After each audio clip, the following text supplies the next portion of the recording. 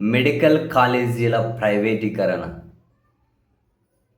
పక్క రాష్ట్రాల్లో ఉన్నవాళ్ళు కూడా కాసింత అవగాహన ఉన్న వాళ్ళైనా ప్రభుత్వ మెడికల్ కాలేజీలను పీపీపీ అంటూ ప్రైవేట్ వాళ్ళ చేతిలో పెట్టడం ఏంటి అని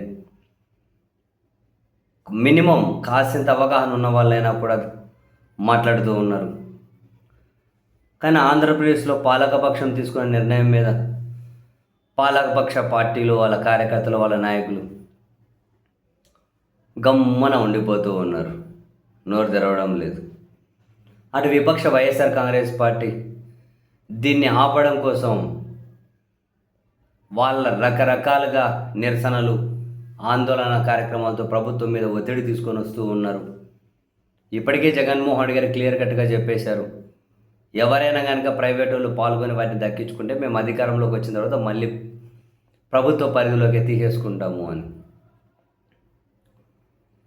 అండ్ వైఎస్ఆర్ కాంగ్రెస్ పార్టీ కొన్ని నిరసన కార్యక్రమానికి ఇప్పటికే పిలిపించింది. 1 కోటి సంతకాల సేకరణ కార్యక్రమాన్ని చేపట్టారు. ఇప్పుడు ఈ నెల 12వ తేదీన అన్ని నియోజకవర్గ కేంద్రాల్లోనూ ర్యాలీలు తీయబోతూ ఉన్నారు, ప్రభుత్వ మెడికల్ కాలేజీలను ప్రైవేట్ పరం చేయడాన్ని వ్యతిరేకించుకుంటూ. ఈ మేరకు పార్టీ స్టేట్ కమిటీ అనేది ఒక పోస్టర్ రిలీజ్ చేసింది.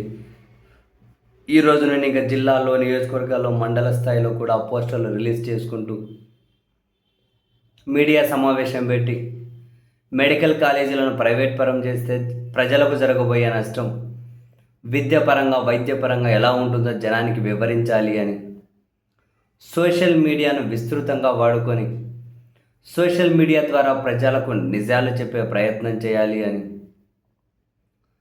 ప్రభుత్వ కాలేజీలను ప్రైవేట్ పరం చేయడం ఎంత దుర్మార్గమైన నిర్ణయం అనేది ప్రజలకు వివరించాలి అని చెప్పి తాజాగా వైసీపీ ముఖ్య నేత సజ్జల రామకృష్ణారెడ్డి గారు కూడా రాష్ట్రంలోని పార్టీ జిల్లా అధ్యక్షులు, నియోజకవర్గ ఇన్ఛార్జీలతో నిర్వహించిన ఒక టెలికాన్ఫరెన్స్లో కూడా దిశానిర్దేశం చేశారు. వైఎస్ఆర్ కాంగ్రెస్ పార్టీ అయితే ప్రభుత్వం ఈ నిర్ణయాన్ని వెనక్కి తీసుకునేంత వరకు మేము వదిలిపెట్టడం, ఇటువంటి కార్యక్రమాలు చేపడుతూనే వెళ్తామంటూ ఉన్నారు. మరి ప్రభుత్వం ఈ నిర్ణయాన్ని పునఃసమీక్షించుకుంటారా, కాదు కూడదని చెప్పి వాళ్ళు అనుకున్నట్లే మొండిగా ముందుకెళ్తారా? చూద్దాం.